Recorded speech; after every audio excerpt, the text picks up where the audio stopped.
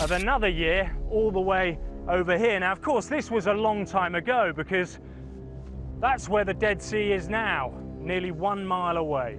The Dead Sea was never meant to live. No fish, no plants, nothing. Yet now, something impossible is happening. Along its shores, sinkholes burst open, filled with fresh water. And inside, fish, green algae, life where there should be none. Tourists are stunned, scientists are puzzled, and believers are opening their Bibles in a frenzy to a prophecy written over 2,500 years ago. Ezekiel saw it, Zechariah spoke of it, and now it may be happening. Because if the Dead Sea is coming alive, the countdown may have already started. Could this be a miracle unfolding in plain sight? Or are we watching a prehistoric end-time prophecy waking up, drop by drop? The Dead Sea sits more than 1,300 feet below sea level. That makes it the lowest exposed point on Earth. But it's not just low, it's salty, over 10 times saltier than any ocean. The water is thick. You can float in it without trying, but nothing survives in it. Fish, plants, or life. At least, that's what people thought for thousands of years. Then in 2016, something unexpected happened. Israeli photographer Noam Bedain was exploring the area. He wasn't looking for miracles. He was documenting environmental changes. But what he found shocked him for weeks. Small pools of fresh water had appeared near the Dead Sea. Inside them were fishes. Locals began to notice strange changes too. Green algae started forming. Insects buzzed in places that had been dry and still for decades. Reeds and thin grasses swayed beside muddy sinkholes. It was like the land was remembering a life it forgot long ago. And these new water pools, they weren't coming from the Dead Sea itself. They were bubbling up from the ground through sinkholes. And even more strange, the sinkholes were multiplying. Scientists offered theories. They called it groundwater seepage, climate shifts, natural phenomena. But to prehistoric minds, this wasn't random. It was biblical. They knew better than to mistake prophecy for geology. Ezekiel 47:8-9 affirms, "These waters shall go into the sea, which being brought forth into the sea, the waters shall be healed, and there shall be a very great multitude of fish." This verse, written over 2,500 years ago, describes waters flowing into the sea and healing it. Could these quiet fish be the first sign of a loud prophecy? And if even the water remembers its calling, what about us? Speaking of us, don't hesitate to hit subscribe as we delve deeper into this mystery. Ezekiel wasn't a scientist, he was a prophet. He lived during Israel's exile in Babylon around 600 BC. During one of his visions, he saw something incredible, a river flowing out from under the temple in Jerusalem. But this river didn't stop there. It traveled east toward the desert, toward what he called the Sea of Death. As the river moved, something happened. The land around it came alive. Trees sprang up along its banks. The salty sea became fresh, and fish filled the water. Ezekiel 47:10 asserts, "And it shall come to pass that the fishers shall stand upon it. They shall be a place to spread forth nets. Their fish shall be according to their kinds as the fish of the great sea, exceeding many." For centuries, scholars assumed this was symbolic, just a hopeful metaphor. But when you look at a map, something strange appears. The Temple Mount in Jerusalem sits just west of the Dead Sea, and the new pools of life, the ones full of fish, are appearing to the east, just like Ezekiel said. This prophecy is no longer sitting quietly in old scrolls. It's showing up in news reports, in drone footage, in the soil beneath our feet. The prophecy didn't need help to come true. It's fulfilling itself on its own timeline. Some rabbis point out that the Hebrew word Ezekiel used for healed wasn't just physical restoration. It meant a return to purpose, a calling, a divine assignment coming back into view.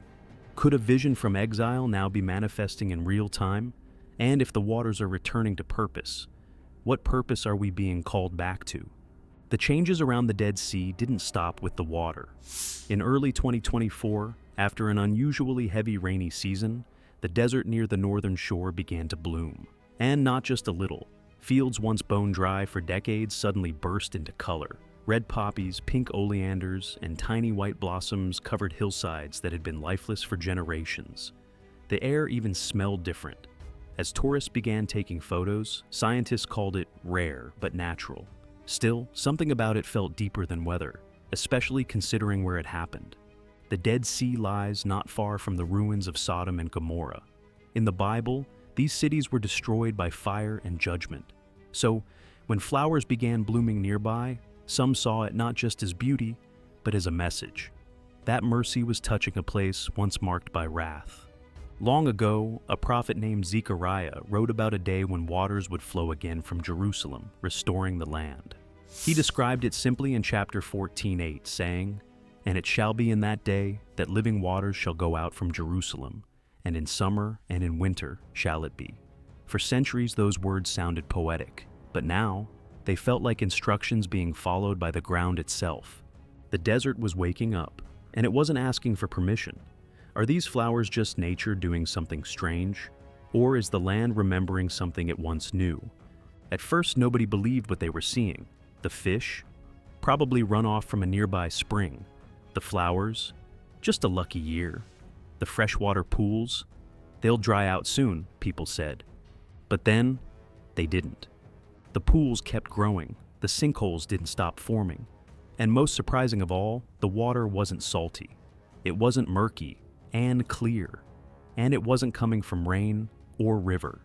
Scientists started tracking the flow and realized it came from deep underground, far below anything their maps covered.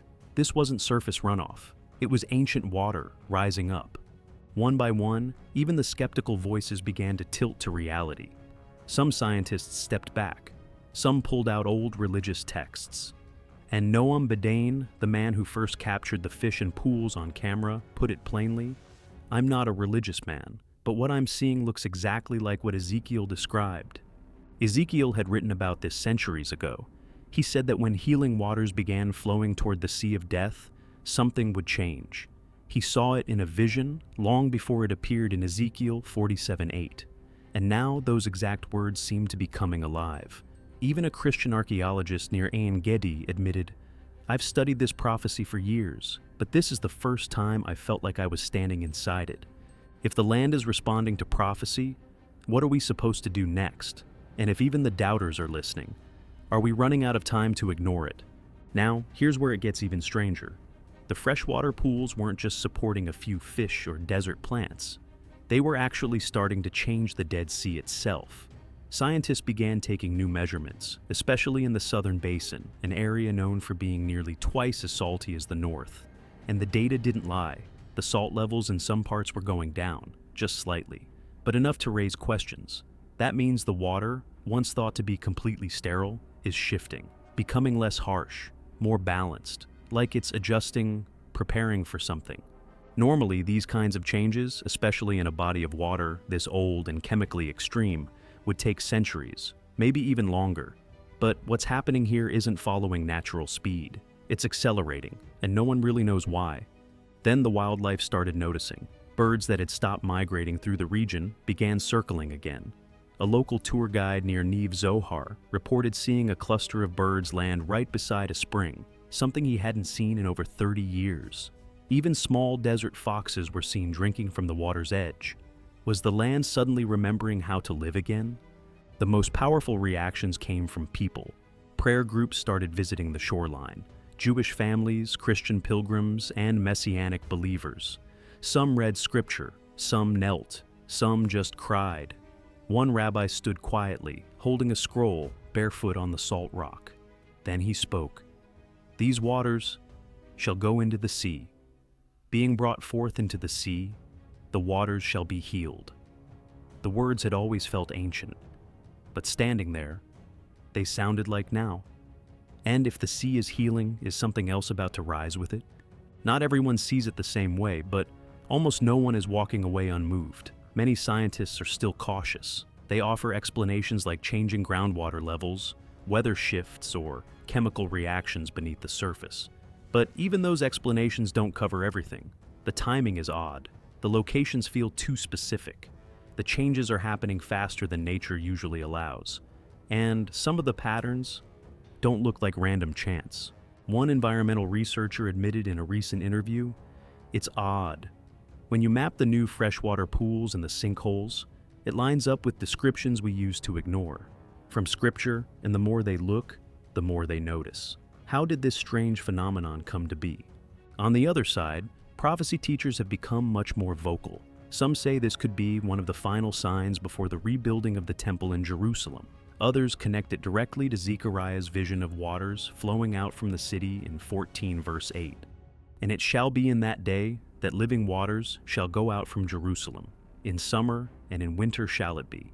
For many, this feels like that day. Even some Muslim scholars are taking a second look at old texts. There are traditions that speak of the land being awakened by water before the end of time. One scholar mentioned a passage where life will return where once judgment stood. So now three faiths, Jewish, Christian, and Muslim, are all watching the same sea for different reasons, but with growing awe. Maybe it's not about agreeing on every detail. Maybe it's about hearing the same whisper in our own language. And if what we're seeing is a whisper, what happens when it starts to shout? This isn't just about puddles forming near a salty lake.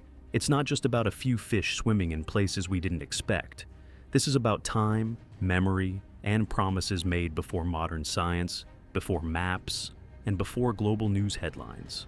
Promises that said a place known only for death would one day pulse with life again. For years, many read these verses and moved on.